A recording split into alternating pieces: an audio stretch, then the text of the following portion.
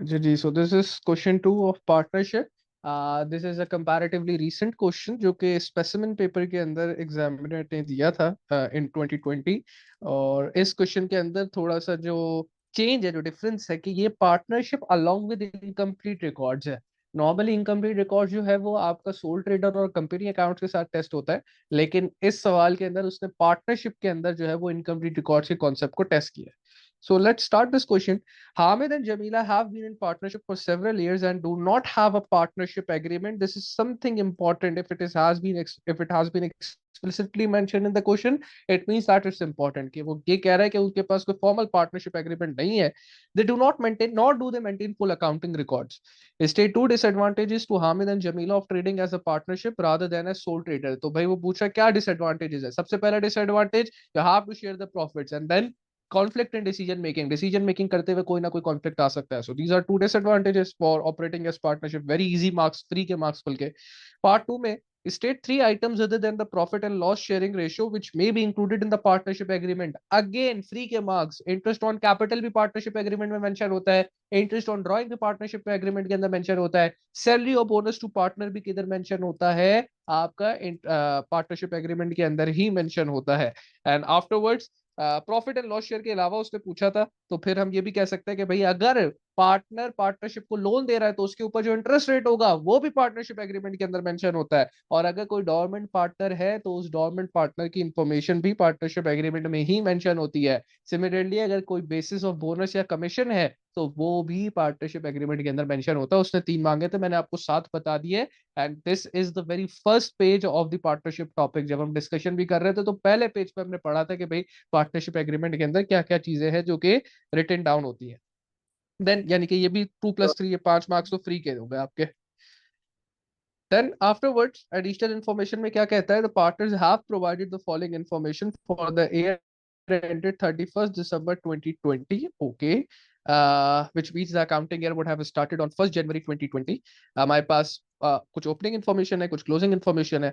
Administrative expenses hoeing, यानी कि एक अक्रूड एक्सपेंस साल के शुरू में 472 का है, फिर एडमिनिस्ट्रेटिव एक्सपेंस साल के एंड में प्रीपेड हो चुका है 291 से।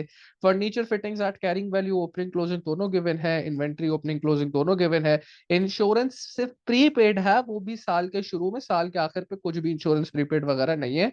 एंड देन ट्रेड रिसीवर्स हमारे पास साल के शुरू और आखिर में गिवन है। फिर नीचे हमसे कहता है during the year ended 31st December 2020 we have irrecoverable debts written off bad debt 336 का। रिसीट्स फ्रॉम ट्रेड रिसीवल, यानी ट्रेड रिसीवल से जो पैसा हमें मिला है दैट इज 164650। एंड लास्ट में रिटर्न इनवर्ड जो सेल रिटर्न हुई है दैट इज 1084। और फिर एक पॉइंट यहाँ पे लिखा हुआ है that all sales are made on credit, which suggest कि भाई हम कैश के ऊपर कोई माल नहीं बेच रहे।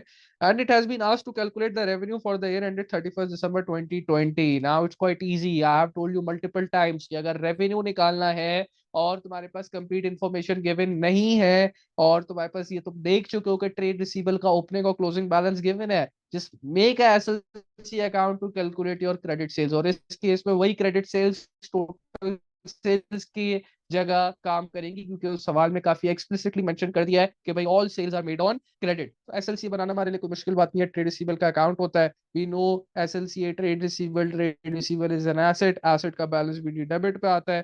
तो जो ओपनिंग बैलेंस यहाँ पे ट्रेड रिसीवेबल का गिवन था विच इज 14380, वो आ गया as a balance BD. Then afterwards हमारे पास जो रिसीव, जो पैसा हमें ट्रेड रिसीवेबल से मिला, क्योंकि ये ट्रेड रिसीवेबल को कम करता है तो क्रेडिट साइड पे आ गया। सिमिलरली जो सेल रिटर्न हुई है वो भी क्रेडिट साइड पे आ गई, जो बैड डेट हुआ है वो भी क्रेडिट साइड पे आ गया। और जो क्लोजिंग बैलेंस था ट्रेड रिसीवेबल का दैट वाज 12930, वो बैलेंस शीट के नाम से अगेन क्रेडिट पे आ गया। What I will do now, I will add all the figures on the credit side and I will subtract it with the figure on the debit side which is just the balance करेंगे ना BD. Calculate करते हुए। क्या? आप जब minus करेंगे तो balance CD को नहीं करेंगे ना साथ में। बैलेंस सीडी को बिल्कुल करेंगे, क्यों नहीं करेंगे। ऑल दीज फिगर्स यहाँ से लेके यहाँ तक up until the very last figure you have to add all these item and you will subtract it with the balance BD to get the sales figure. Balance CD बिल्कुल include होगा। Even if you want to do you can do it in calculator. तो आपके पास जो credit sales निकल के आएगी that would B 164620। ठीक हो गया, यही आपकी टोटल सेल्स है, क्योंकि आपके सवाल ने कह दिया है कि भाई all sales are made on credit, तो क्रेडिट के ऊपर सेल्स है, तो इट सजेस्ट क्लियरली कि भाई यही जो सेल्स आपके एसएलसी से निकल के आई हैं these are your total sales. This is part B. Part B के बाद हमसे आगे एडिशनल इंफॉर्मेशन देता है और क्या कहता है, एडिशनल इन्फॉर्मेशन देके the following information is also available for the year ended 31 दिसंबर 2020। कहता है एडमिनिस्ट्रेटिव एक्सपेंसेस पेड 8228 के है, इंश्योरेंस पेड 1090 का है, purchase of additional furniture and fittings 4500 का है, that is purchase of non current asset. Purchase of goods for resale, हमने goods की परचेजेस किया वो 1,12,152 112,152 की है। Receipts from the disposal of furniture and fitting, यानी कि जो हमने एज नॉन करंट एसेट बेचा, उसको बेच के जो पैसा मिला है, जो सेल्स प्रोसीड है, दैट इज 575। और फिर कहता है कि रेंट ऑफ बिजनेस प्रीमिसेस जो हमने पे किया दैट इज 14,500 और स्टाफ की वेजेस 10,230 है। आगे कहता है all goods are sold with a markup of 50%। हमें पता है मार्कअप का रेशियो क्या होता है, मार्कअप कॉस्ट पे अप्लाई होता है, cost would become 100, the sales will become 100 plus markup. आगे फिर कहता है during the year Hamid took goods for his own use but no record was made of their value. अब ये जो मार्कअप दिया है ना, हमने बात पढ़ी थी इनकम्प्लीट रिकॉर्ड्स के अंदर कि मिसिंग फिगर कैसे कैलकुलेट होगी। जरूरी थोड़ी है कि हमेशा मिसिंग फिगर परचेजेस की हो, या ये भी जरूरी नहीं है कि हमेशा जो मिसिंग फिगर है वो तुम्हारे क्लोजिंग इन्वेंट्री की हो या तुम्हारी ओपनिंग इन्वेंट्री की हो। कभी कभार वो मिसिंग फिगर तुम्हारे स्टॉक लॉस की भी हो सकती है, एंड सिमिलरली कभी कभार वो मिसिंग फिगर तुम्हारे गुड्स की अगर कोई ड्रॉइंग हुई है तो उसकी भी हो सकती है। And the method would remain same, the method would remain exactly same. आप मार्कअप का रेशियो लगा के कॉस्ट ऑफ सेल्स कैलकुलेट करोगे। कॉस्ट ऑफ सेल्स का जो फॉर्मूला होता है opening inventory plus purchases minus closing inventory minus drawing of goods is equal to cost of sale. वो फॉर्मूला अप्लाई करोगे, ड्रॉइंग्स ऑफ गुड्स की जो अमाउंट है वो अननोन है, उसको एक्स रख दोगे, बाकी सारी चीजों को इक्वल टू के राइट पे ले जाओगे, you will get the drawing of goods. We'll just do that. And then उसके नीचे हमसे कहा है furniture and fitting had a carrying value of 800 were disposed during the year। तो कहता है जो ये एसेट तुमने ऊपर बेचा है ना, जिसको बेच के तुम्हारे पास 575 की प्रोसीड आई है, कह रहा है कि उसकी नेट बुक वैल्यू, उसकी कैरिंग वैल्यू $800 थी। तो it's quite easy now, you can easily calculate the gain और लॉस ऑन डिस्पोजल। तुमने 575 का एसेट बेचा जिसकी कैरिंग वैल्यू 800 थी, इट्स क्वाइट वेरी क्लियर कि तुम्हारा डिस्पोजल करते वक्त लॉस हुआ है। तो 800 minus 575, that is 225 is your loss on disposal which is an expense, so we'll record it as a expense। अच्छा, उसके बाद जो मैंने आपसे अभी बात करी थी लंबी के भाई स्टॉक लॉस, क्योंकि अब बताया हुआ नहीं है, स्टॉक लॉस नहीं है इस केस में, इनफैक्ट ड्रॉइंग ऑफ गुड्स है, जो कि लिखा हुआ है during the year Hamid took goods for his own use but no record was made of their value, यानी कि हामिद ने अपने पर्सनल यूज के लिए गुड्स की ड्राइंग की है लेकिन उसका कोई रिकॉर्ड नहीं बना। तरीकेकार मैंने आपको क्या बताया कि भाई ऊपर मार्कअप गिवन है कितने का, 50% का। सेल्स आप ऊपर ऑलरेडी निकाल चुके हो कितने की, 164620 की। You will just calculate cost of sales by applying markup. Markup हमें पता है कि भाई it's always applied on cost, which means कि सेल्स का जो रेशियो है वो 100 प्लस मार्कअप, और कॉस्ट ऑफ सेल्स का रेशियो है जो वो क्या हो जाएगा, वो 100 हो जाएगा। कॉस्ट ऑफ सेल्स अननोन है, रेशियो 100 है, सेल्स मुझे पता है। अच्छा, सेल्स यहाँ पे जो जाएगी वो नेट सेल्स जाएंगी। इवन जब मैं ये इनकम्प्लीट रिकॉर्ड्स के अंदर भी पढ़ा रहा था कि एसएलसी कब बनाना होगा, तो उससे ही मैंने मार्कअप मार्जिन पढ़ाते हुए कहा था कि भाई मार्कअप मार्जिन पढ़ाते यूज करते वक्त whenever you are using the value for sales you have to use the value of net sales not of gross sale। net sale का क्या मतलब, तो तुम्हारे टोटल सेल्स की फिगर थी जो तुमने ऊपर निकाली थी which is 164620, अगर कोई सेल रिटर्न हुई भी है जो कि शायद नीचे गिवन थी हमारे पास, बल्कि ऊपर ही गिवन है, ये रही रिटर्न इनवर्ड्स 1084 की, उसको माइनस करोगे एंड देन जो नेट सेल्स आएगी उसको रिकॉर्ड करोगे। तो नेट सेल्स हमारे पास कितनी है भाई, नेट सेल्स हमारे पास ऊपर अगर आप देखो सेल्स थी 164620 की, इसमें से आप रिटर्न इनवर्ड्स जो 1084 की है वो माइनस कर लो, तो you will get the net sales as 163536। Cost of sale unknown है, सेल्स का रेशो 100 प्लस मार्कअप 150 हो गया, कॉस्ट ऑफ सेल का रेशो 100 ही रहा, क्रॉस मल्टीप्लाई कराया, I will get the value of X. What is my X is 109024, that represents the cost of sale. Simple markup apply किया, कोई मैंने रॉकेट साइंस अप्लाई नहीं की, जो कि हम इनकम्प्लीट रिकॉर्ड्स के अंदर मल्टीपल टाइम अप्लाई करते हुए आ चुके हैं। Now I have the cost of sale. अब मैं अगर आपसे एक बात करूं कि जनाब जब आपके पास कॉस्ट ऑफ सेल आ गया तो आपको कॉस्ट ऑफ सेल निकालने का जो तरीकेकार है वो पता है, तो आपको कहना चाहिए जी सर बिल्कुल पता है। कैसे निकालते थे cost of sale? Cost of sale निकालने के लिए हम करते थे opening inventory plus purchases minus closing inventory, अगर गुड्स की ड्राइंग इंक्लूडेड है तो फिर हम उस ड्राइंग ऑफ गुड्स को भी माइनस करा देते थे, and we get equal to, हमारे पास क्या निकल के आ जाता था, जो हमारे पास कॉस्ट ऑफ सेल होती थी वो निकल कर आ जाती थी। तो will use the same thing, will use nothing different, will use the same thing. किस तरीके से यूज करेंगे? मैं कहूंगा भाई cost of sale is equal to opening inventory plus purchases minus closing inventory minus drawing, और ये ड्राइंग किस चीज की, ब्रैकेट बना के लिख भी देता हूं, ऑफ गुड्स। सिर्फ गुड्स की ड्राइंग यहाँ कॉस्ट ऑफ सेल निकालते हुए माइनस होती है, नॉर्मल कैश बैंक या नॉन करंट एसेट की ड्राइंग माइनस नहीं होती। कॉस्ट ऑफ सेल मैंने अभी ऊपर निकाला कितना, 109024, तो कॉस्ट ऑफ सेल आ गया 109024। ओपनिंग इन्वेंटरी सवाल के अंदर बहुत मासूमाना तरीके से गिवन था, कितना, 7430, और क्लोजिंग इन्वेंट्री भी मासूमाना तरीके से गिवन है 9322। तो ओपनिंग और क्लोजिंग इन्वेंट्री भी लिख दिया भाई, यहाँ पे देखे, ओपनिंग इन्वेंट्री आ गई 7340, क्लोजिंग इन्वेंट्री आ गई 9322। परचेजेस भी उसने बड़े मासूमाना अंदाज में यहाँ पे दिया हुआ था, purchase of goods for resale 112152, purchase of goods आ गई 112152। And then simply minus X क्यों कराया सर, क्योंकि मुझे नहीं पता गुड्स की ड्राइंग्स कितनी हुई है, तो मैंने उसको अननोन रख दिया। अब ये जो तमाम चीजें जो right side of the equation पे है, मैं इनको अगर लेफ्ट साइड पे ले जाऊं तो एक्स का अननोन जो है वो निकल कर आ जाएगा, which is coming up to be as 1236, that represents simply the drawing of goods, very simple thing।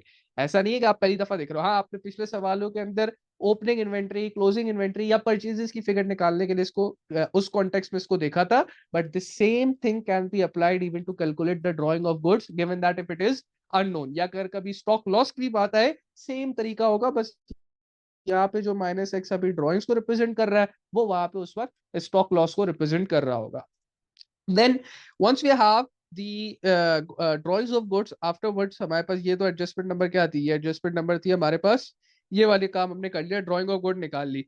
अच्छा, लॉस ऑन डिस्पोजल भी हम ऑलरेडी निकाल चुके हैं। अब क्या करें सर, भाई देखो अब आपके पास कोई अक्रूवल और प्रीपेमेंट की भी तो कहानी थी ना, तो आप क्योंकि इनकम्प्लीट रिकॉर्ड्स पढ़ के आए हो तो आपको पता होना चाहिए, सवाल के अंदर ये बात वो नहीं कहता कि तुमने इस एक्सपेंस के लिए अप्पा का अकाउंट या पाप का अकाउंट बनाना है, या इस इनकम के लिए अप्पा का अकाउंट बनाना है, कुछ नहीं कहेगा। तुम्हें खुद से ऐसी आंखें चाहिए जो कि देखे कि हाँ यार ये एडमिनिस्ट्रेटिव एक्सपेंस साल के शुरू में अक्रूड था और फिर साल के एंड में प्रीपेड हो गया है, और फिर नीचे उसने बताया भाई कि आपने एडमिनिस्ट्रेटिव एक्सपेंसेस के लिए पे कितना किया है, 8228 पे किया है। अब सवाल ये उठता है इनकम स्टेटमेंट में क्या जाएगा, इनकम स्टेटमेंट में क्या जाएगा, you know it's an expense, it's expense, and if it includes pap, if it includes accrual और prepayment, just simply make a pap account. How will we make a pap account, यहाँ पे आप देख लें, administrative expense के लिए पाप account है, साल के शुरू में अक्रूड था, तो ओपनिंग अक्रूवल कितना आ गया, 472 आ गया, साल के एंड पे अक्रूड नहीं रहा, प्रीपेड हो गया, तो क्लोजिंग प्रीपेमेंट कितनी आ गई, 291 आ गई।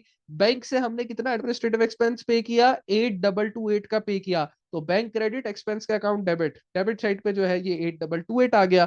फिर मैं क्या करूंगा, मैं सिंपली जो है अपने एक्सपेंस को, जो मेरी डेबिट साइड है उस डेबिट साइड को क्या कर लूंगा, उस डेबिट साइड को ऐड कर लूंगा, and I will subtract it with the credit side to get what, to get the, to get my figure of income statement. तो ये जो 8228 है, क्रेडिट साइड में आपके पास सिर्फ दो ही अमाउंट है, ओपनिंग अक्रूवल 472 और क्लोजिंग प्रीपेमेंट 291। तो बैंक की अमाउंट से दोनों को माइनस कर लो, you will get the income statement figure which should be taken to the income statement as for administrative expenses, that is coming up to be as 7465।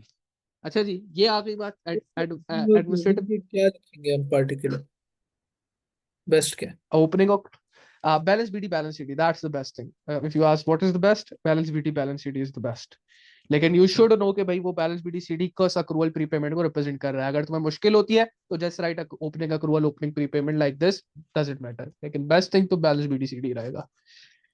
तो ये आपका हो गया एडमिनिस्ट्रेटिव एक्सपेंस का pap account, and you got the figure for income statement. Afterwards फिर एक और चीज के लिए भी अक्रूड प्रीपेमेंट इन्वॉल्व था, दैट वाज इंश्योरेंस प्रीपेड, सिर्फ साल के शुरू में प्रीपेड इंश्योरेंस थी, तो still will make the pap account for insurance, और हमने इंश्योरेंस पे कितनी की है, we have paid insurance equivalent to 1090, तो साल के शुरू में ओपनिंग प्रीपेमेंट थी, तो ओपनिंग प्री 390 आ गया, बैंक से हमने 1090 पे किया है, कोई क्लोजिंग अक्रूवल प्रीपेमेंट है नहीं, तो मैं अगेन डेबिट को ऐड करके, क्रेडिट साइड पे कुछ माइनस करने के लिए है ही नहीं, तो बस इसको ऐड करूंगा, and I will get the amount which should be recorded in the income statement, which for me is coming up to be as $1480।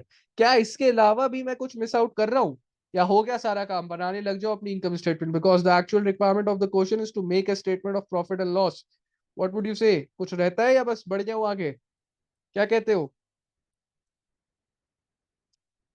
कुछ नहीं कहते इसका मतलब मैं ये समझूंगा यू डोंट हैव, जिसको कहते हैं ना एफ क्लू, कि भाई क्या होना है क्या नहीं होना, कुछ रहता है नहीं रहता, कोई चीज मैं मिस आउट कर रहा हूँ नहीं कर रहा हूँ?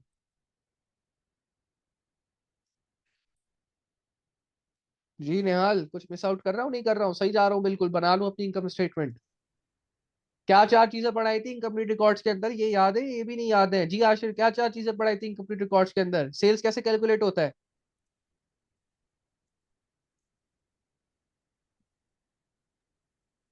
क्या हो गया भाई, चुप क्यों हो गए हो? नहीं आता तो बोल दो सर, नहीं आ रहा, क्या रहता है क्या नहीं रहता, सेल्स कैलकुलेट कैसे होती है भी नहीं याद आ रहा आशिर आपको? Net sales. Just sales. एक कॉपी रिकॉर्ड करके सेल्स कैलकुलेट करने का क्या तरीका बताया था? यार अभी तो अप्लाई करके दिखा, you will make a SLC account, और क्या। You will make a SLC account to calculate sales and incomplete records. Similarly अगर कोई मिसिंग फिगर होगी तो उसके लिए बताया था you will use markup margin. इसी तरीके से एक और बात बताई थी जो कि तुम लोगों को मैंने बताते हुए भी कहा था कि भाई बच्चे भूल जाते हैं, तुम लोग याद रख लेना खुदा का वास्ता। तुम लोगों ने जो है वास्ता एक्सेप्ट ही नहीं किया, नहीं याद, बैठे वो मजे से चिल कर रहे हो, पीछे बैठ के टेक लगा के फिल्म चल रही है, फिल्म देख रहे हो।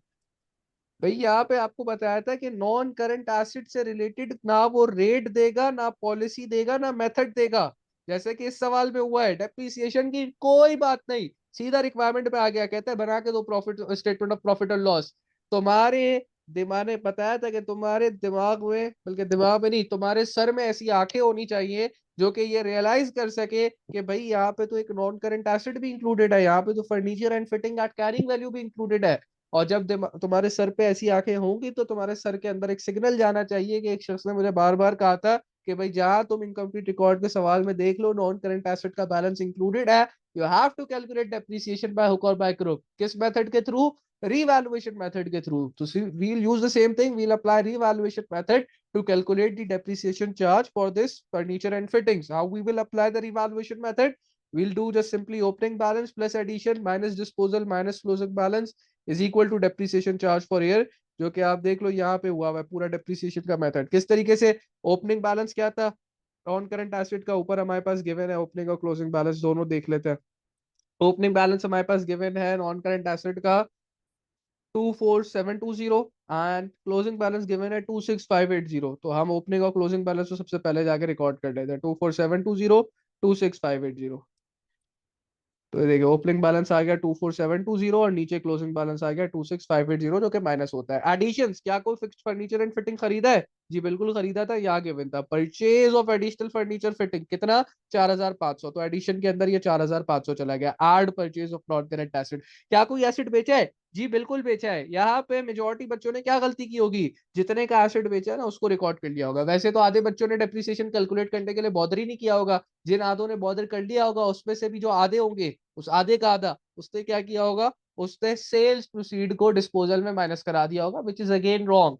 Why is it wrong? Because आपको बताया हुआ है कि भाई ये जो रिवैल्यूएशन मेथड होता है इसमें each and every value, either you talk about the opening balance or you talk about the closing balance, you talk about the purchases or you even talk about the disposal। जो सबसे ज्यादा मुश्किल है वो है डिस्पोजल याद रखने के लिए, क्योंकि बाकी सारे तो गिवन ही नेट बुक वैल्यू पे होता है ना। परचेज तो जो जब तुम एसेट कर रहे हो तो जो उसकी कॉस्ट है वही उसकी नेट बुक वैल्यू है, तो उसमें तो कोई काम करना ही नहीं है। ओपनिंग क्लोजिंग बैलेंस तो गिवन ही नेट बुक वैल्यू पे है। It's just for the disposal, कि डिस्पोजल के लिए सेल्स प्रोसीड भी गिवन है और उसकी नेट बुक वैल्यू भी गिवन है। तो ये तुम्हारे दिमाग में बात होनी चाहिए कि भाई सर ने बताया था कि इस जो आपका रिवैल्यूएशन मेथड होता है उसमें तमाम values, all the values are recorded at the net book value. तो इवन जो एसिड बिका है उस बिकने वाले एसिड की सेल प्रोसीड 575 नहीं रिकॉर्ड करूंगा, बल्कि जो नीचे उसने कहा हुआ है ना, furniture and fitting with carrying value of 800 पर डिस्पोज ड्यूरिंग द ईयर, जो नॉन करंट एसिड डिस्पोज हुआ है उसकी जो कैरिंग अमाउंट है, जो नेट बुक वैल्यू है, उसको माइनस करूंगा। तो सी ओवर हियर, जो डिस्पोजल में गया है वो क्या गया है, 575 सेल प्रोसीड नहीं किया हुआ, बल्कि जो उसकी कैरिंग वैल्यू वो गई है। तो opening balance plus purchases minus disposal minus closing balance, all values are recorded at the net book value. बस ये पांच बातें या एक फॉर्मेट और एक ये बात याद रखो, you are good in revaluation method because there is nothing that you have to as such do in your revaluation method. आज subtract करा होगा, I'll get the depreciation charge for furniture and fitting which is coming up to be as $1840, and now I can say that I'm done with all the adjustment। जो मुझे पता थी, मुझे पता था कि भाई अगर कोई अक्रूवल प्रीपेमेंट है तो उसके लिए पापा बनेगा, मैंने बनाया। मुझे पता था भाई कि अगर कोई बेसिक फिगर है उसके लिए बैकअप मार्जिन लगेगा, मैंने लगाया। मुझे पता था कि अगर सेल्स परचेज अननोन है तो उसके लिए एसएलसी बनेगा, पीएलसी बनेगा, मैंने बनाया। और लास्ट मुझे पता था कि अगर डिप्रिसिएशन का balance give non correct asset का कोई बैलेंस गिवन है, रिगार्डलेस ऑफ द फैक्ट कोई मेथड कोई पॉलिसी ऑफ डिप्रिसिएशन के बारे में बात की है नहीं की है, I'll use the revaluation method to calculate depreciation। These are literally the same four things जो कि मैंने आपको लेक्चर में भी बताई है, नोट्स में भी दी हुई है, सवाल के अंदर दो कराई हुई भी है। और अभी तीसरा जो सॉर्ट ऑफ इनकम्प्लीट रिकॉर्ड से पार्टनरशिप का सवाल, क्योंकि मैंने बताया मर्ज जो क्या है तो इस सवाल के अंदर भी वही 4 पुराने कंप्लीट रिकॉर्ड के स्टेप थे. Since now I dealt with all the 4 steps, now I will move ahead with my income statement. Non current asset return कर दें तो क्या होगा? वो भी आ नॉन जाएगा। करेंट एसेट रिटर्न नहीं, रिटर्न करते तो फिर वो निकल जाएगा ना, वो परचेजेस भी काउंट नहीं होगा. Simple as that.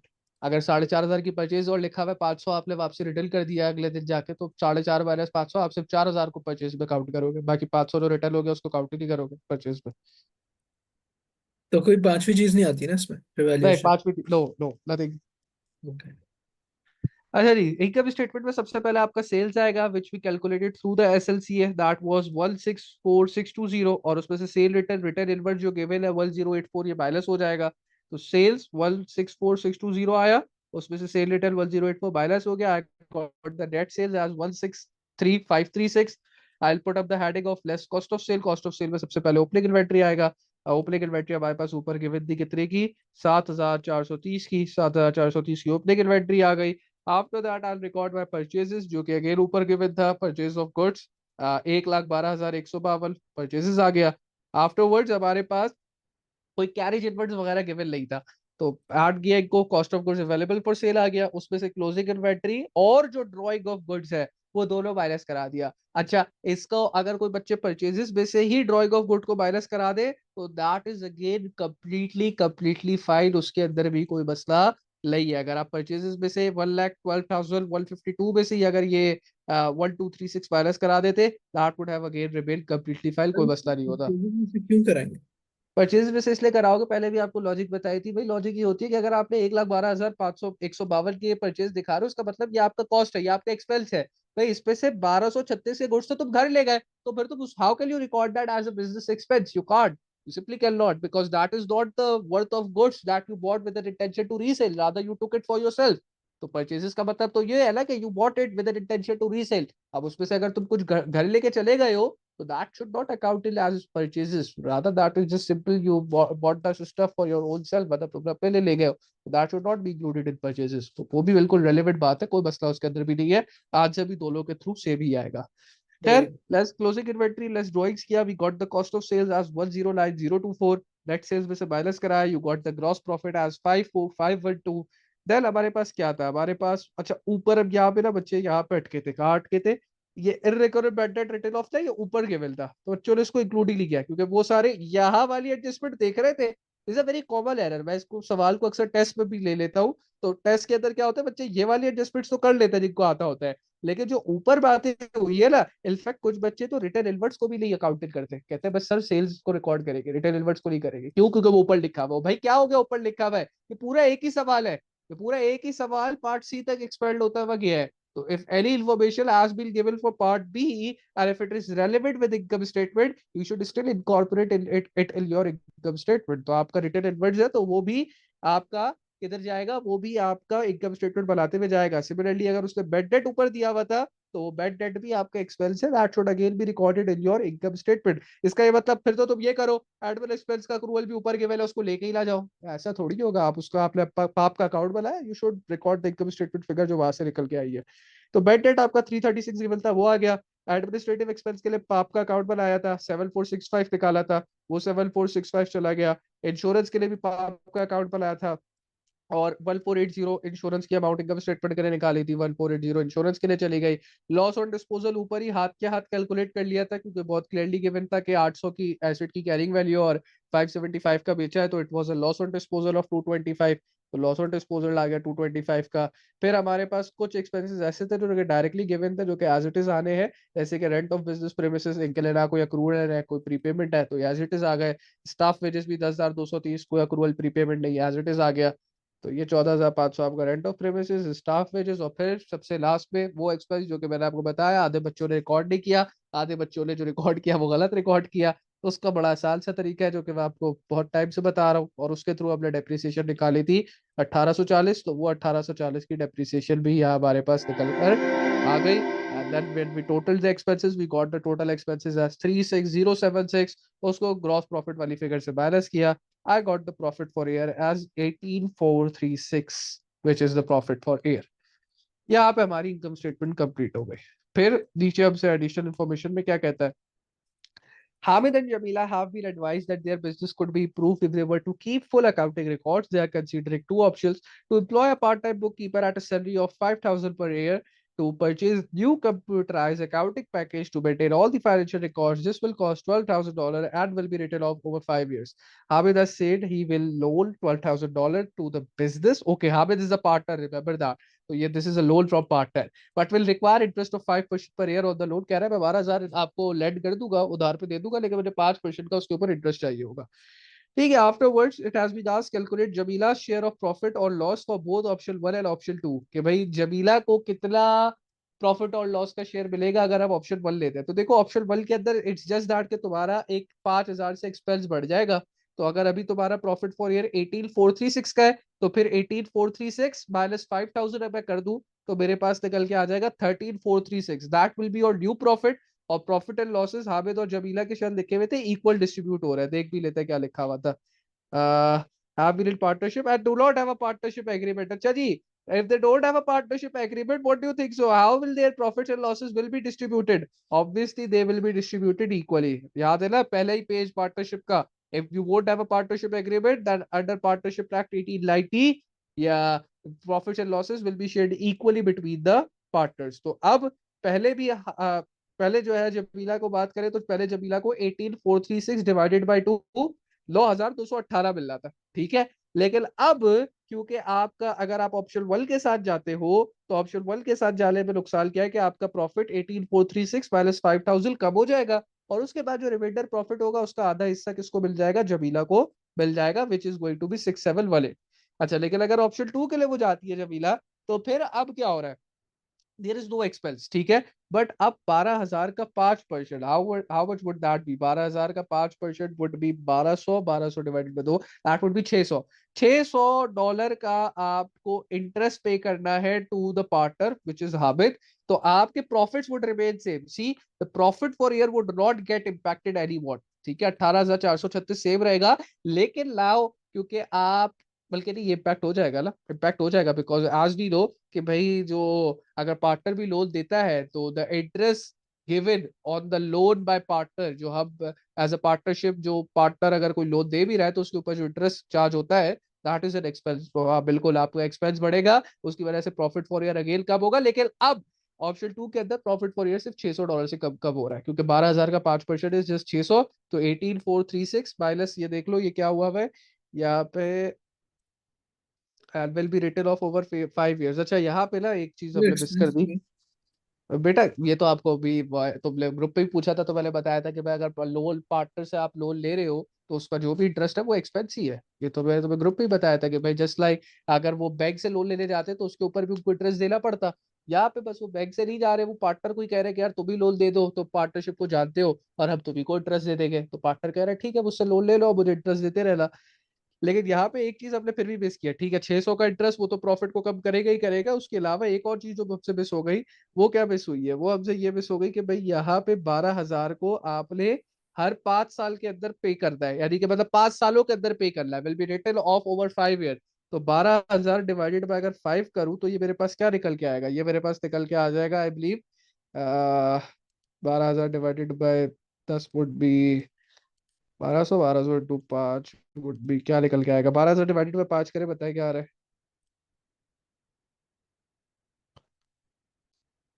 6,000 निकल के आ रहा है ना, राइट?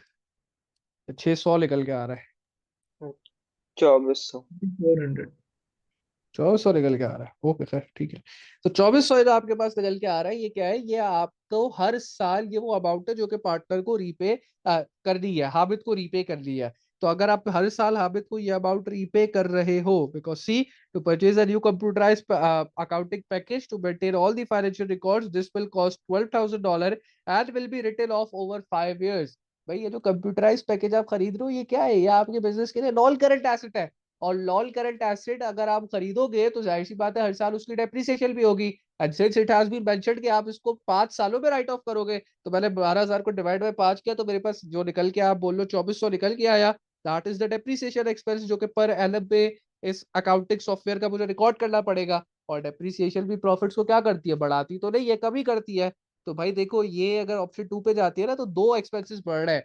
एक तो पहले 600 का देना पड़ेगा उसको, पार्टनर को, हामिद को। और दूसरा ये कि जब 12,000 का ये सॉफ्टवेयर आ जाएगा तो उसको अगर 5 सालों में राइट ऑफ करना है तो 2400 से आपकी डेप्रिसिएशन भी बढ़ेगी। यानी आपका प्रॉफिट अगर पहले 18,436 था तो वो -2400 ड्यू टू डेप्रिसिएशन होगा, and then -600 due to interest होगा। और फिर जो आपका रिमाइंडर प्रॉफिट है उसको डिवाइड बाय 2 करो तो जमीला का प्रॉफिट का शेयर निकल के आ जाएगा, विच इज 7718। कोई मसला भाई इस 7718 के लाले में?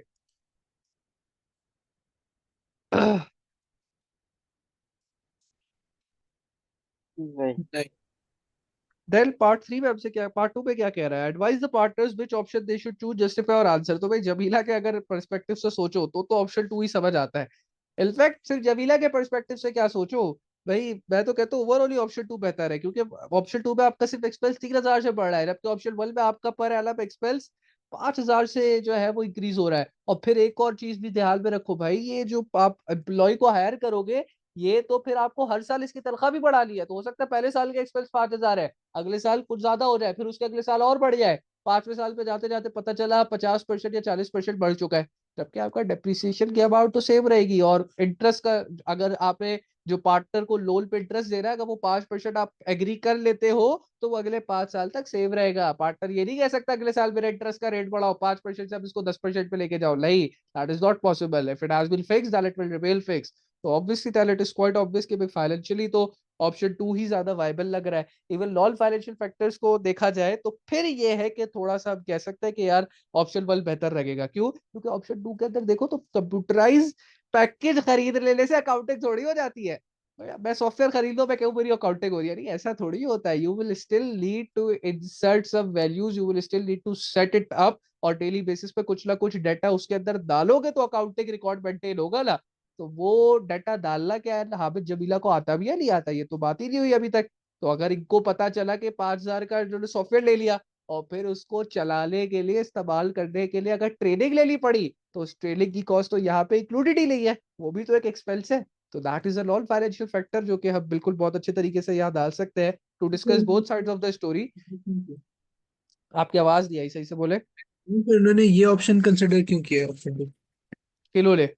कॉल कह रहा है ऑप्शन 2 कंसीडर किया है? वो तो हमसे पूछ रहे कौन सा ऑप्शन, ये तो मैंने लिखा हुआ है कि पार्टनर शुड चूज ऑप्शन 2, तो जाओ ऑप्शन 1 लिख दो। ये तो मैंने लिखा है ना आंसर, मुझे बेहतर फिर भी यही लग रहा है कि ऑप्शन 2 अरे रखो। ऊपर उन्होंने लिखा है कि ये दोनों ऑप्शंस को कंसिडर किया, तो गलत ऑप्शन कंसिडर किया। क्या गलत ऑप्शन क्यों कंसीडर किया? दोनों सही ऑप्शन तो है, इसमें गलत क्या है? इनकम्प्लीट है ना आप कह रहे क्या है? हैं? ऑप्शन टू आप कह भाई रहे हैं इनकम्प्लीट है, उसके अंदर और इनकम्प्लीट है, ये तो मेरी जजमेंट है ना कि मैं कह रहा हूँ कि भाई ये भी हो सकता है, क्या पता लाओ, क्या पता कोई ट्रेनिंग कॉस्ट ना करनी पड़े, ये तो मैं कह रहा हूँ ना, क्योंकि सवाल इनकम्प्लीट है, उन्होंने ये एक्सपेक्ट छोड़ दिया, तो ये तो आपकी सोच का हॉराइजन है कि आप क्या बात उस पर कर सकते हो। तो मेरी सोच ने कहा कि भाई ये भी एक एडिशनल कॉस्ट है जो कि ऑप्शन 2 के अंदर तो इंकर होती हुई नजर आ रही है, वर्ल्ड के अंदर इंकर होती हुई नजर नहीं आ रही। और वर्ल्ड के अंदर मैंने कहा कि भाई हो सकता है वो लेबर आपकी ज्यादा वेजेस डिमांड करे, तो वो बात भी ऑप्शन के अंदर थोड़ी है, ये तो मैं अपनी तरफ से सोच रहा हूँ ना। थ्योरी का सवाल तो मेरी थिंकिंग के ऊपर बेस्ड है कि मैं क्या सोच के क्या लिख सकता हूँ, तो ये मैंने सोचा है। तुम अगर कुछ और पॉइंट सोच सकते हो तो तुम वो सोच के लिख देना, but it should be obviously valid. हाँ। ठीक है, तो फिर आपके पास अब यहाँ पे कहता है एडवाइस करो। मैंने कहा कि भाई they should go ahead with option 2 because उस पे सिर्फ आपके प्रॉफिट $3,000 से कम हो रहे हैं, जबकि आपका ऑप्शन वाला आपके प्रॉफिट को $5,000 से कम करेगा। और फिर अगर आपके पास सॉफ्टवेयर होगा ना तो आपका बिजनेस जितना भी फैल जाए वो इजिली डाटा को मैनेज कर लेगा। जबकि अगर आपका बिजनेस बहुत फैल जाए तो एक बंदे के लिए पॉसिबल नहीं होगा कि वो सारे बिजनेस को स्टिल सिंगल हैंडेडली मैनेज करता रहे। तो ये भी एक पॉइंट मैंने डाल दिया। फिर मैंने अपना एंड में कंक्लूजन दे दिया, दो पॉइंट्स देने के बाद। जो आप और भी पॉइंट्स दे सकते थे जो मैंने आपको बताया, these are all very good points, in fact मैंने नहीं लिखे हुए लेकिन आप लिख सकते हो, they are very good points, क्योंकि वो आपकी एनालिटिकल साइड को बड़े अच्छे से प्रेजेंट करेगा। क्या बच्चे के पास अपने से सोचने की भी कोई सलाहियत है, वो थोड़ा सा आगे जाके वाले स्टेप आगे जाके ये भी सोच रहा है कि यार क्या पता सॉफ्टवेयर की ट्रेनिंग कॉस्ट हो, क्या पता लेबर ज्यादा वेजेस डिमांड करे। तो this is something which is very good that you should try to incorporate. लेकिन मोर और लेस पॉइंट्स 4 हो जाए तो फिर तुम्हारा मसला नहीं है, फिर बस लास्ट में कंक्लूजन लिख दो। तो हाउ एवर ट्रेनिंग में बी रिक्वायर्ड टू, अच्छा ये डाला हुआ है पॉइंट, हाउ एवर ट्रेनिंग में be required to run the software which might be very time consuming. तो इस सवाल में देखो मैंने जो कंक्लूजन है ना, जो एडवाइस है वो पहले ही दे दी है। नॉर्मली एडवाइस मतलब मैं जो आंसर लिखता हूँ उस पर एंड में देता हूँ, इस तो मैंने शुरू में दे दी। It's again up to you, चाहो शुरू में दे दो चाहो एंड में दे दो। नॉर्मली इट्स प्रेफर्ड कि आप एंड में दो, मैं भी एंड में देता हूँ, बट अगर शुरू में दे भी दो तो does it matter, your point should be complete. यहाँ पे आप देख लो मैंने एग्जैक्ट 4 पॉइंट्स डाले हुए हैं। एंड सिमिलरली कंक्लूजन भी दिया हुआ है, तो दैट मीन्स कि आपको आपके 5 मार्क्स मिल जाएंगे। So this was a 30-mark question which should ideally be completed within 30 minutes in exam. अगर इसके अंदर कोई सवाल है तो बताएं।